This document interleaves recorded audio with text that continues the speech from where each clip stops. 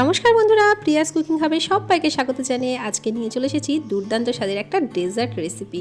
এর জন্য আমি 1 কাপ সুজি একটা মিক্সিং জারের মধ্যে দিয়ে দিলাম, আর এখানে দিচ্ছি 3 চামচ কাস্টার্ড পাউডার। এই কাস্টার্ড পাউডারটা দেওয়ার জন্য এই রেসিপিটা দুর্দান্ত হবে। যদি কাস্টার্ড পাউডার না থাকে এখানে আপনারা কর্নফ্লাওয়ারের ব্যবহার করতে পারেন। এবার খুব ভালো করে ওটাকে মিক্সিং জারের মধ্যে একদম গুঁড়ো করে পেস্ট করে এক সাইডে রেখে দিয়েছি। এবার এখানে দেখুন আমি নিয়ে নিয়েছি 3 চামচ চিনি আর ওই কাপেরই হাফ কাপ টক দই। তবে দইটা যেন খুব বেশি টক না হয় সেটার দিকে একটু খেয়াল রাখবেন। খুব বেশি টক হলে দইটা একটু কম ব্যবহার করতে হবে। চিনি আর দইটা খুব ভালোভাবে একটা হ্যান্ড উইস্কের সাহায্যে মিশিয়ে দিচ্ছি। যতক্ষণ না পর্যন্ত চিনিটা একদম গলে গিয়ে দইয়ের সঙ্গে মিশে যাচ্ছে ততক্ষণ পর্যন্ত একটু মিশিয়ে দিতে হবে। এখানে নিয়েছি 1/4 কাপ সাদা তেল। সাদা তেলের পরিবর্তে আপনারা কিন্তু ঘি অথবা বাটারেরও ব্যবহার করতে পারেন। তেলটা দিয়েও ভালো করে একটু হ্যান্ড উইস্কের সাহায্যে মিশিয়ে দিতে হবে। এই রেসিপিটা বন্ধুরা একবার হলেও বানিয়ে দেখবেন। এই গরমের দিনে ঠান্ডা ঠান্ডা এই ডেজার্টটা একবার কিন্তু বানিয়ে খেলে বারবার বানাতে ইচ্ছা হবে। এখন খুব ভালোভাবে মিশিয়ে দিয়েছি। এবার যে গুঁড়োটা আমরা করে রেখেছিলাম সুজি আর কাস্টার্ড পাউডারে, তো সেই মিশ্রণটা এর মধ্যে দিয়ে দিচ্ছি। আমি এখানে ভ্যানিলা ফ্লেভারের কাস্টার্ড পাউডারে ব্যবহার করেছি বন্ধুরা। এবার এখানে ওই কাপেরই 1 কাপ দুধ নিয়েছি, আর দুধটা কিন্তু রুম টেম্পারেচারে থাকা দুধ নিতে হবে। কোনো রকম ঠান্ডা বা গরম কোনো রকমের দুধই কিন্তু এখানে ব্যবহার করবেন না, একদম রুম টেম্পারেচারে থাকা দুধ আমি অল্প অল্প করে দিয়ে একটা ব্যাটার রেডি করে নেব। একবারে পুরো দুধটা কিন্তু দেওয়া যাবে না, তাহলে কিন্তু ব্যাটারটা পাতলা হয়ে যাবে, তখন কিন্তু রেসিপিটা একদমই ভালো হবে না। খুব অল্প অল্প করে দেখুন আমি দুধ দিচ্ছি আর এভাবে একটু মিশিয়ে দিচ্ছি। কতটা পরিমাণে দুধ লেগেছে সেটাও কিন্তু আপনাদেরকে বলে দেবো। আর এখানে কাস্টার্ড পাউডার ব্যবহার করার জন্য কোনো রকম এসেন্সের প্রয়োজন হবে না। এখানে কিন্তু একটা সুন্দর কালার হবে, আর ভ্যানিলা ফ্লেভারের যেহেতু কাস্টার্ড পাউডার ব্যবহার করেছি তাই জন্য একটা সুন্দর স্মেলও আসবে। এখানে এতটুকুনি দুধ আমার বেঁচে গেছে, হাফ কাপেরও একটু বেশি দুধ আমি এখানে নিয়েছি। বাকি দুধটা কিন্তু পরে ব্যবহার করব। ঢাকা দিয়ে এটাকে রেস্টে রেখে দিলাম। এবার দেখুন একটা ফ্রাই প্যান বসিয়ে দিয়েছি, আর এই ফ্রাই প্যানের মধ্যে আমি দিয়ে দিলাম বড় চামচে 3 চামচ মতো চিনি। গ্যাসের ফ্লেমটা একদম লোতে রেখে চিনিটাকে একটু চারিদিকে ছড়িয়ে দিয়ে এটাকে ক্যারামেল করার জন্য রেখে দিলাম। তো কিছুক্ষণ পরে দেখুন এইরকম কিন্তু কালার হয়ে গেছে। চিনিটাকে বেশি নাড়াচাড়া করবেন না। যখন দেখবেন যে চিনিটা গলে গিয়ে এরকম কালার হয়েছে তখন একটু নাড়াচাড়া করে দেবেন। তো এখানে কিন্তু খুব বেশি আমি লাল করব না, হালকা এরকম একটু ব্রাউন কালার যখন হয়ে যাবে তখন এর মধ্যে দিয়ে দিলাম খুব সামান্য একটু জল। তবে আপনারা কিন্তু এর থেকেও ডিপ কালার করে নিতে পারেন, তবে খুব বেশি কিন্তু চিনিটা পোড়াবেন না, তাহলে কিন্তু এটা একদমই তেতো হয়ে যাবে, তখন কিন্তু ভালো লাগবে না খেতে। তো জলটা দিয়ে দিলাম। এবার এর মধ্যে দিয়ে দেবো দুধ। আমি আগে থেকে ঘন করে জাল করা দুধ এর মধ্যে দিয়ে দিলাম 500 ml। তো আপনারা যতটা পরিমাণে বানাবেন তো সেরকমভাবে একটু কম বেশি করে নিতে পারেন। আমি এখানে হাফ লিটার দুধ দিয়ে দিয়েছি। তো এটা দেখুন ভালো করে ক্যারামেলটা মিশে যাবে এর মধ্যে, তখন কিন্তু দুধের কালারটা চেঞ্জ হয়ে যাবে। তো দুধটা এখন খুব গরম নেই, এখন ঠান্ডা ঠান্ডা আছে। তো এর মধ্যে দিয়ে দিলাম 1 প্যাকেট 10 টাকা প্যাকেটের যে আমুল দুধ হয় সেই দুধের প্যাকেটটা। তো আপনারা এখানে গুঁড়ো দুধটা ব্যবহার করতে পারেন, ভীষণ ভালো লাগে এই মালাইটা খেতে বন্ধুরা। তো এবার এর মধ্যে দিয়ে দিচ্ছি চিনি। আগে যেহেতু 3 চামচ মতো চিনি ব্যবহার করেছি, আর এখন কিন্তু আর 2 চামচ মতো চিনি দিলাম। তবে চিনির পরিমাণটা আপনারা কম বা বেশি করে নিতেই পারেন। তো এবার খুব ভালো করে এটাকে নাড়াচাড়া করে দিচ্ছি। আর এই যে দেখুন দুধটা যে সাইডে যেভাবে জমে যাচ্ছে এইটাও কিন্তু একদম এর মধ্যে মিশিয়ে দিতে হবে। এর মধ্যে কোনো রকম যেন সর না পড়ে, সরটা পড়লে এর মধ্যে মিশিয়ে দিতে হবে। এখন দুধটা ভালো মতো ফুটে গেছে, এই দুধটাকে একটা সাইডে আমরা রেখে দেবো। একটা কড়াই চাপিয়ে দিলাম, আর এই কড়াইয়ের মধ্যে দিয়ে দিলাম বেশ কিছুটা লবণ। এই লবণটা কিন্তু আমি অনেকবার বেকিং পারপাসে ব্যবহার করেছি, তাই লবণের কালারটা এরকম হয়ে আছে। তো এই লবণটা দিয়ে কড়াইটাকে আগে থেকে প্রিহিট করতে দিয়ে দেবো। কড়াইটা বসিয়ে গ্যাসের ফ্লেমটা একদম লো টু মিডিয়ামে রেখে ঢাকা দিয়ে এটাকে প্রিহিট করে নেবো। এখন দেখুন এবার ব্যাটারটা আমরা দেখে নেব। এই ব্যাটারটা কিন্তু যতক্ষণ আমরা মালাইটা তৈরি করছিলাম ততক্ষণ পর্যন্ত এটা রেস্টে ছিল, মোটামুটি 15-20 মিনিট মতো এটা রেস্টে ছিল। এখন দেখুন অনেকটাই কিন্তু ঘন হয়ে গেছে।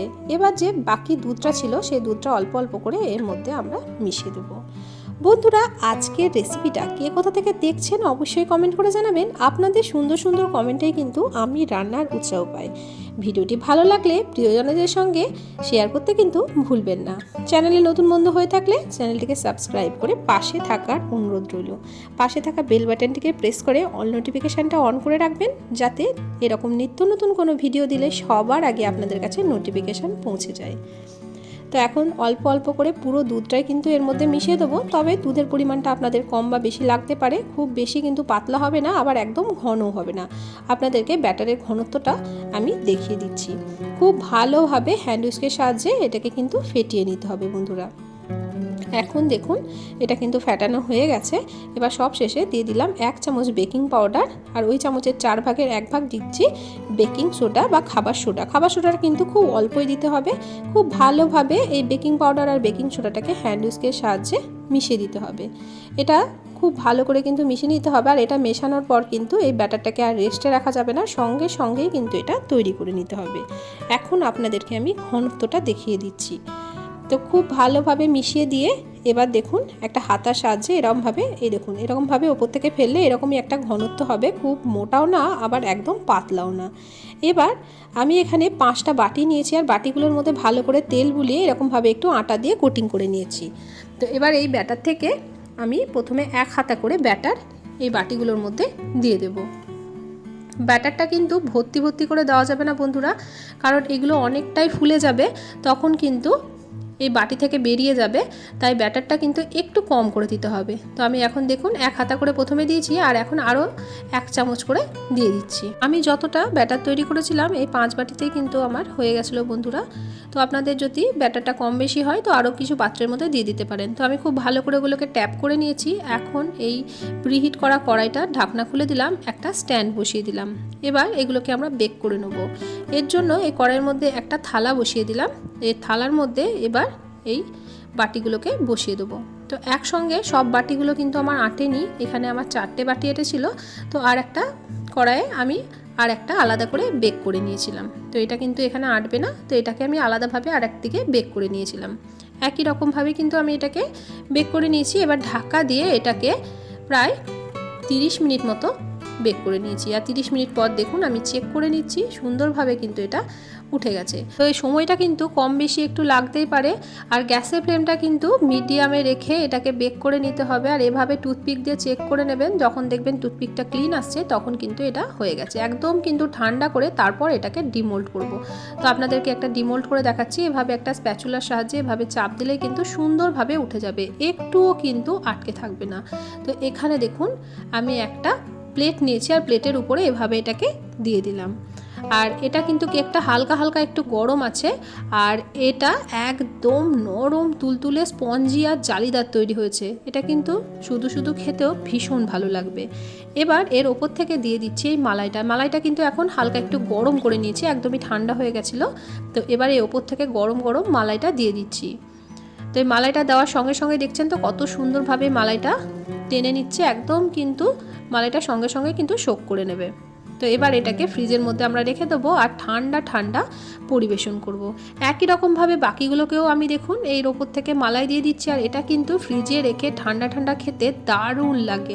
বাড়িতে কোনো গেস্ট আসলে বা আপনারা শুধু শুধু বাইরে থেকে কোথাও থেকে আসলে এরকমভাবে যদি ঠান্ডা ঠান্ডা এই রেসিপিটা একবার বানিয়ে দেখেন, খেতে কিন্তু দারুণ লাগবে। শুধু ঠান্ডা না, এটা এভাবেও কিন্তু খেয়ে নিতে পারেন, তবে এখন যেহেতু গরমকাল তাই কিন্তু এটা ঠান্ডায় বেশি ভালো লাগে। এই রেসিপিটা আমার বাড়িতে সবাই এতটাই পছন্দ করেছিল যে এটা কিন্তু বারবার বানানোর অনুরোধ করেছে। একবার হলেও বাড়িতে ট্রাই করুন, আর কেমন লাগলো আজকের রেসিপি অবশ্যই কমেন্ট করে জানাবেন। একই রকমভাবে আমি সবগুলোর মধ্যেই কিন্তু মালাই দিয়ে দিচ্ছি।